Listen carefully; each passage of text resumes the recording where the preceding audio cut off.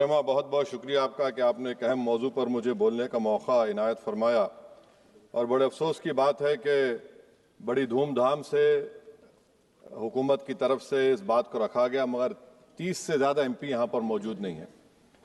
Madam, पहले तो मैं वज़ीर आज़म की इस बात की मजम्मत करता हूँ और उनको बताना चाहूँगा कि जिना के बारे में उन्होंने जो कहा था, हम तो जिना के सख्त मुखालिफ है, इसलिए भारत को अपना वतन माने, मगर 42 में आपके प्यारे वीर और जिना की पार्टी ने नॉर्थ वेस्ट फ्रंटियर, सिंध और बंगाल में मिलकर हुकूमत चलाई और उस हुकूमत ने 1.5 लाख हिंदू और मुसलमानों को अंग्रेजों की फौज में शामिल कराया ताकि वो लड़े।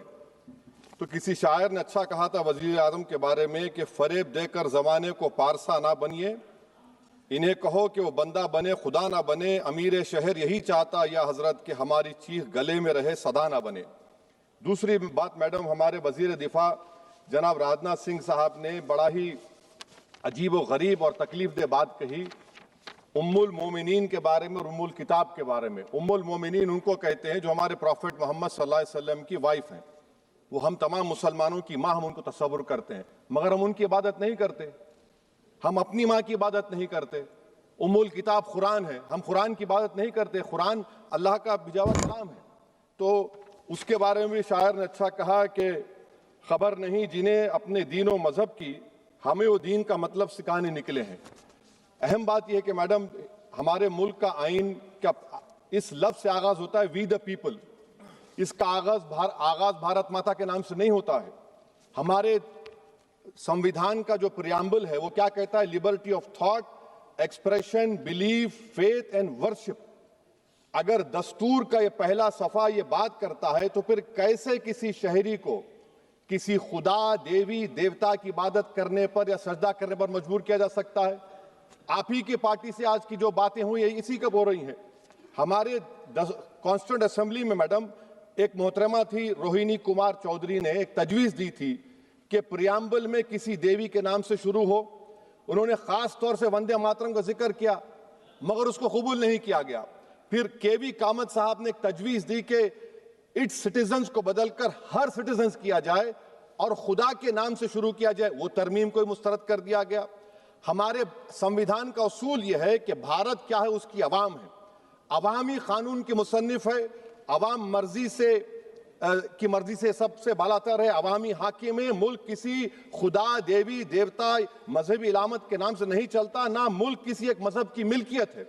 इसीलिए बाबा साहब अम्बेडकर ने क्या कहा था? उन्होंने मदर इंडिया के नजरिए को मुस्तरद किया। बाबा साहब ने एक नई इस्तिलाह वजह कर दी और कहा कि भैक्षित भारत, ये बाबा साहब अम्बेडकर ने कहा। अब मैडम, अगर मजहबी आजादी इस आइन का बुनियादी उसूल है तो सवाल यह पैदा होता है कि उस वक्त हमारे जो कॉन्स्टिट्यूंट असेंबली के प्रेसिडेंट थे जनाब राजेंद्र प्रसाद साहब ने किस बुनियाद पर वंदे मातरम को कौमी तराना करार दिया?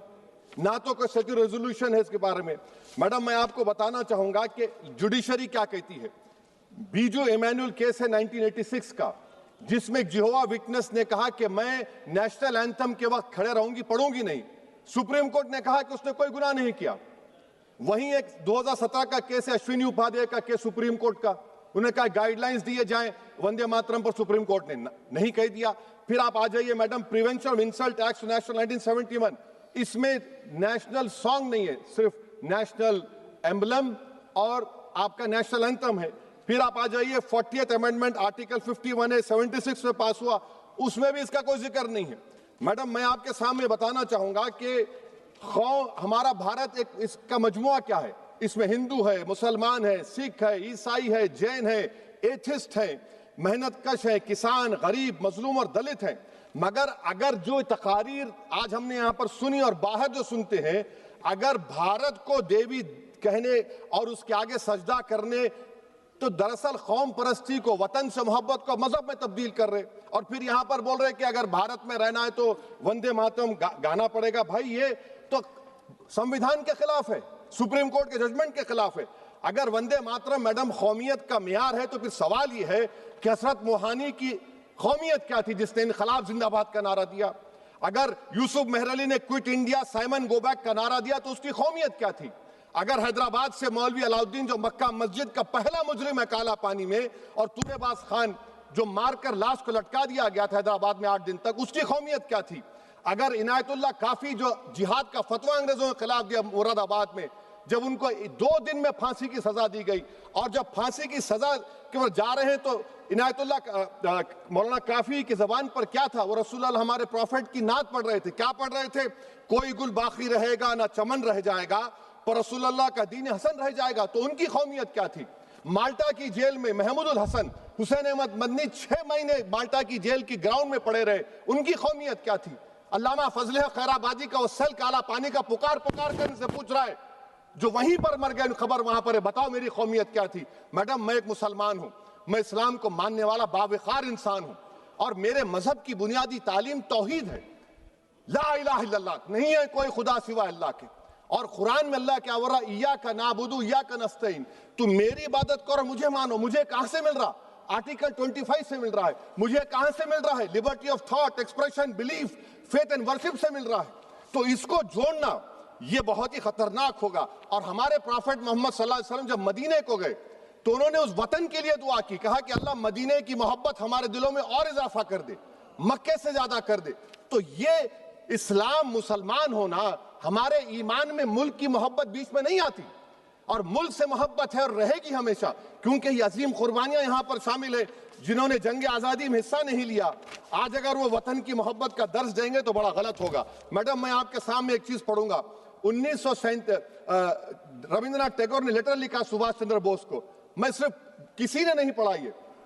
क्या कहा टैगोर साहब ने? But parliament is a place of union for all religious groups and there the song cannot be appropriate. When Bengali Muslims show sign of stubborn fanatism, we regard it intolerable. When we too copy them and make unreasonable demands, it will be self-defeating. ये मैं इसको ले करूंगा madam, आप देख लीजिए। फिर दूसरी तरफ मैडम आप आ जाइए, मैं यहाँ पर बैठकर, हाँ, जितने तकारीर यहाँ पर हुए सब जनगण मन पर तनकीद किए। तो मैडम मुझे ये कहना पड़ेगा कि जनगण मन पर आप लोग इतनी तकलीफ क्यों उठा रहे हैं? आखिर इतनी तकलीफ क्यों है? तो मैं जब जाकर देखा तो मुझे 28 दिसंबर का ऑर्गेनाइजर मैगजीन का आर्टिकल मिला, जिसमें ऑर्गेनाइजर लिखता है कि what is the moral sanction behind government choice of Jana Gana Mana, except that it can be made an item of entertainment at the sumptuous parties thrown by government officials. आप बताइए, इसका बोलेंगे आप? और फिर उसके काइंड कैसा करते हैं? It will mean we can not love our motherhood. Madam please, it will mean that Vande Mataram is buried alive with the word Jan Gan Mana on the tombstone, for the tomb will also be of Jan Gan Mana of the will of the people. इस पर आप क्या बोलेंगे? Madam, मैं आपको ये बताना चाह रहा हूं कि वतन की मोहब्बत हमारे लिए बहुत अहम है, मगर ये बताइए हमको कि अभी मैडम यहाँ पर आनंद मठ के बारे में बहुत कुछ कहा गया। मैं सिर्फ 2 मिसालें आपको देता हूं। आनंद मठ के पेज नंबर 70 और 80 को पढ़ लीजिए। इसके बाद सनातन जहां मुसलमानों के घर पाते थे, इन्हें आग लगा देते थे। आप पेज नंबर 98 पढ़िए। हमें सिर्फ इन मुसलमानों को जड़ से खत्म करना है, क्योंकि खुदा के दुश्मन बन चुके हैं। फिर आप पेज नंबर 115-16 दीजिए। फिर मुख्तलिफ इलाकों में मुसलमानों को सजा देने के लिए भेजे जाते, जहां मुसलमान आबादी नजर आती जला दिया जाता। फिर आप देख लीजिए मैडम, सफे नंबर 120 पेज 120, बनकिम लिखते हैं कि सनातियों को मालूम नहीं था कि अंग्रेज हिंदुस्तान को निजात दिलाने वाले हैं। ये आप क्यों कर रहे हैं? अब आप मैडम, मैं आपको पेपर्स दे कर दूंगा। मैडम, भारत में हमारी आजादी इसलिए आई और बरकरार रही कि हमने मुल्क और मजहब को एक चीज नहीं बनाया। हमने ऐलान किया कि हमारी मुल्क मुख्तलिफ तबकात मज़ाहिब पर मुश्तमिल है। हमारे मुश्तरका तकदीर हमारी कौमियत का सरचश्मा है। यह खास जबान, सखावत, मजहब नहीं है। अगर वंदे मातरम का मतन कौम और मजहब को एक बना देता है, अगर हम इसे टेस्ट बनाते हैं वफादारी का, तो फिर मान लीजिए कि यह गांधी, अंबेडकर, टैगोर, बोस और लाखों आजादी के सिपाहियों की सोच को छोड़कर गोडसे की सोच की हिंदू कौमी परस्ताना, मैडम खत्म कर रहा हूं, हिंदू कौम परस्ताना को अख्तियार करेंगे। मुझे वतन से बेइंतहा मोहब्बत है मैडम, और इंशाल्लाह हमेशा रहेगी। मगर बावजूद इसके कि मेरी मस्जिद, मेरी इबादत गाह, मेरे कपड़े, मेरे कारोबार पर हमले होते, मगर मैं फिर भी कहता हूं कि वतन मेरा, हर वतन को हम छोड़कर नहीं जाएंगे। मगर हुब्बुल वतनी का क्या मुतालबा है?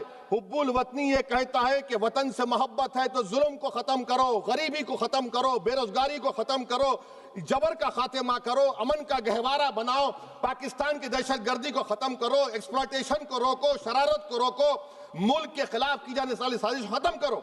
मैडम, भारत एक चमन है जहां पर हर फूल को खिलना चाहिए। और अगर कोई इस फूल का अगर पूरे फूल खिलेंगे तो उसकी खुशबू से ये वतन मुअत्तर होगा, मगर अगर इस चमन का माली ये कहेगा कि एक ही फूल खिलेगा, तो मैं जिम्मेदारी के साथ कह रहा हूं, अगर एक ही फूल खिलेगा तो वो सहरा बन जाएगा और माली माली नहीं रहेगा, वो जल्लाद कहलाएगा। तो इसीलिए मैडम हम उम्मीद करते हैं कि हुकूमत इस पर जोर जबर ना करे। मेरा राइट है, यकीनन मैं जानता हूं कि आजादी के लड़ाई में वंदे मातरम का नारा था, मगर अगर आप इसको जबर करेंगे तो ये संविधान के खिलाफ है। वफादारी का सर्टिफिकेट हमसे मत लीजिए मैडम, खत्म कर रहा हूं। वफादारी का सर्टिफिकेट हमसे मत लीजिए। आपके बुजुर्गों के कोई एक किताब में लिख के क्या लिखा है बता दीजिए, कहां पर क्या लिखा हुआ है। तो मैडम मैं इस शेर पर अपनी बात को खत्म कर रहा हूं मैडम, मैं इस शेर पर अपनी बात को खत्म कर रहा हूं मैडम, मैं अपनी बात को खत्म कर देता हूं मैडम, क्योंकि आप बहुत जल्दी में हैं। कि भारत जिंदाबाद, हिंदू मुसलमान जिंदाबाद, दलित जिंदाबाद, ईसाई जिंदाबाद, आदिवासी जिंदाबाद, जो किसी खुदा को नहीं मानते वो भी जिंदाबाद, और मैडम सब पिछड़ा सब आ गया इसमें। तो हम उम्मीद करते कि इस रूह को आप समझेंगे, अगर आप सिर्फ अपनी आइडियोलॉजी को लेकर चलेंगे। और आखिर में मैडम, जनाब बंकिम चंद्रा साहब के बारे में मैं आपके सामने डॉक्यूमेंट लेकर रहा हूं कि उन्होंने बीए का एग्जाम पास नहीं किया था, 7 मार्क्स से फेल हो गए थे, ये भी रख रहा हूं। तो आप जिसको लिटरेरी जायंट बता रहे ये नहीं है। बहुत बहुत शुक्रिया। धन्यवाद सभापति महोदया। मैं इस सदन का ध्यान